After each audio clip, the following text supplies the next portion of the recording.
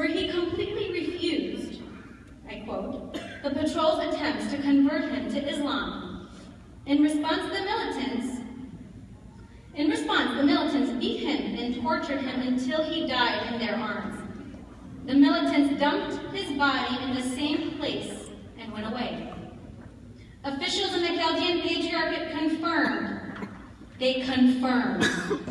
that militants pummeled Giwargis to death. Bartullah was just one of several predominantly Christian towns in Iraq that were overrun by ISIS in early August.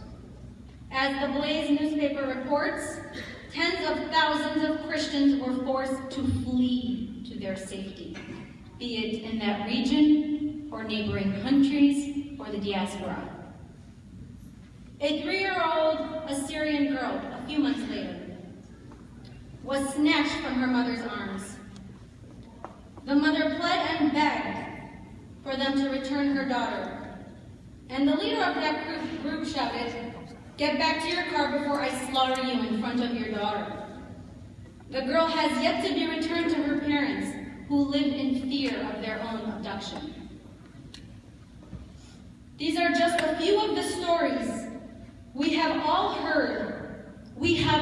heard and witnessed from the helpless Assyrian refugees entering the United States of America.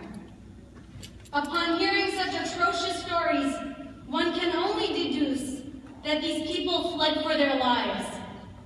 They fled to escape persecution. They fled for freedom. Freedom is acquired by paying a heavy price, as it is attained by blood, sweat, and tears of entire families such as these. They look for hope in the eyes of an attorney who knows exactly what they have endured, an attorney who knows the dire situation they are in, an attorney who is not foreign to that part of the world. He is their light at the end of a long, horrid tunnel. Robert DeKelaita is by far one of the most caring, sympathetic, and generous people I know. The work he's put into helping his Assyrian brethren in the States and the homeland is immeasurable. His will to help the persecuted is admirable and deserving of recognition. Robert is the first person to help anyone who comes to him in need. His heart for the hurt and helpless is simply God-honoring.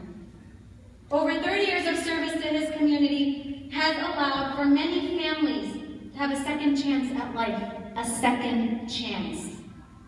Because of his work, children from war-torn countries will get opportunities they never imagined. They no longer live in fear of war, terrorism, and hunger. They no longer fear being Christian.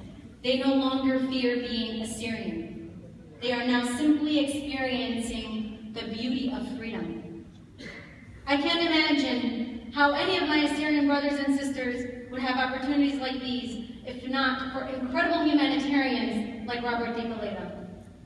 Giving someone the opportunity to live in peace is like giving water to a dying plant. It's a second chance.